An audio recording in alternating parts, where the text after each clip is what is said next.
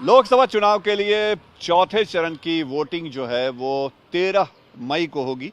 यानी इसके लिए सभी तैयारियां पूरी हो चुकी हैं। इस चरण में बिहार की 5 लोकसभा सीटों पर वोट डाले जाएंगे। 2 केंद्रीय मंत्रियों की किस्मत का फैसला भी बिहार के अलग अलग संसदीय क्षेत्र में जनता जनार्दन के हाथों में होगा। उनकी इस किस्मत कल ईवीएम में कैद हो जाएगी। पहले केंद्रीय मंत्री गिरिराज सिंह जो बेगूसराय से एक बार फिर से चुनाव मैदान में हैं, वहीं दूसरी तरफ केंद्रीय गृह राज्य मंत्री नित्यानंद राय जो उजियारपुर से चुनाव मैदान में हैं।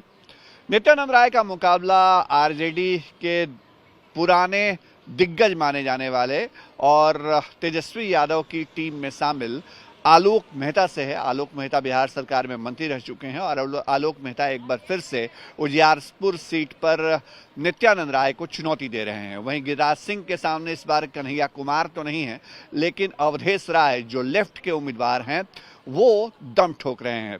इन दोनों उम्मीदवारों के अलावे और इन दोनों सीटों के अलावे बेगूसराय उजियारपुर के अलावे तीसरी खास सीट जो है वो मुंगेर लोकसभा सीट है, जहां जेडीयू के पूर्व राष्ट्रीय अध्यक्ष ललन सिंह का मुकाबला इस इलाके के गैंगस्टर रहे अशोक महतो की पत्नी से है।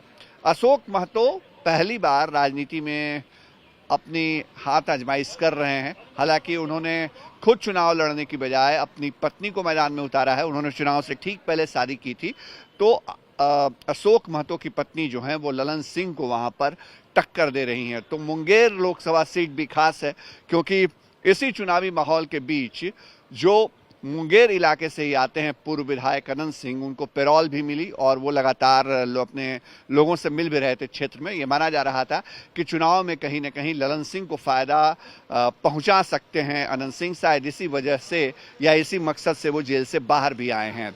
इसके अलावा समस्तीपुर सुरक्षित सीट है, वहां भी कल मतदान होगा और इस सीट पर नीतीश कुमार के मंत्रिमंडल यानी नीतीश कैबिनेट के 2 चेहरों के विरासत वाली लड़ाई होगी। मतलब जेडीयू के 2 नेता अशोक चौधरी और महेश्वर हजारी, दोनों मंत्री हैं इस वक्त बिहार कैबिनेट में, दोनों के जो बेटे और बेटी हैं वो वहां मुकाबले में हैं।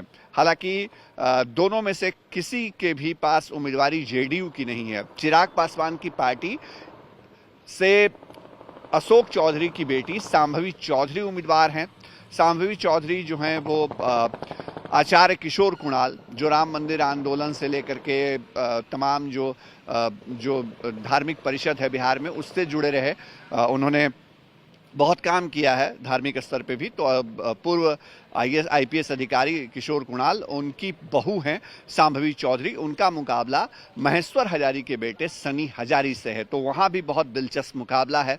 इसके अलावा मिथिलांचल की बात करें तो वहाँ पर जो मुकाबला है दरभंगा सीट पर वो देखने को मिलेगा। दरभंगा में ललित यादव पूर्व मंत्री दरभंगा से ही विधायक ही हैं इस वक्त, वो इस बार मुकाबले में है और उनके साथ साथ दरभंगा सीट पे जो उनकी टक्कर है वो मौजूदा सांसद वहां से जो बीजेपी के एक बार फिर से उम्मीदवार हैं गोपाल जी ठाकुर, उनके बीच है।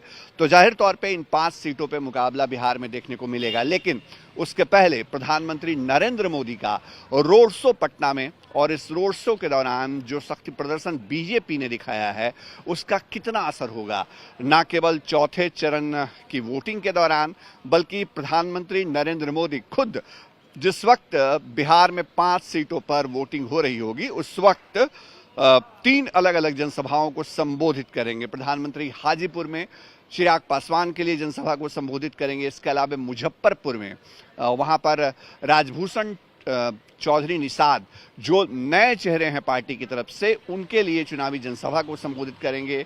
और प्रधानमंत्री का तीसरा जो कार्यक्रम है, तीसरी जो जनसभा होगी वो सारण में होगी राजीव प्रताप रूडी के लिए, जहां लालू यादव की बेटी रोहिणी आचार्य इस बार चुनाव मैदान में है। तो बहुत दिलचस्प गणित, क्योंकि चौथा चरण एक ऐसा मोड़ है जहां के बाद ये माना जा रहा है कि लोकसभा चुनाव का इंटरवल का दौर हो चुका है और अब इंटरवल के आगे की लड़ाई जो है वो देखने को मिलेगी।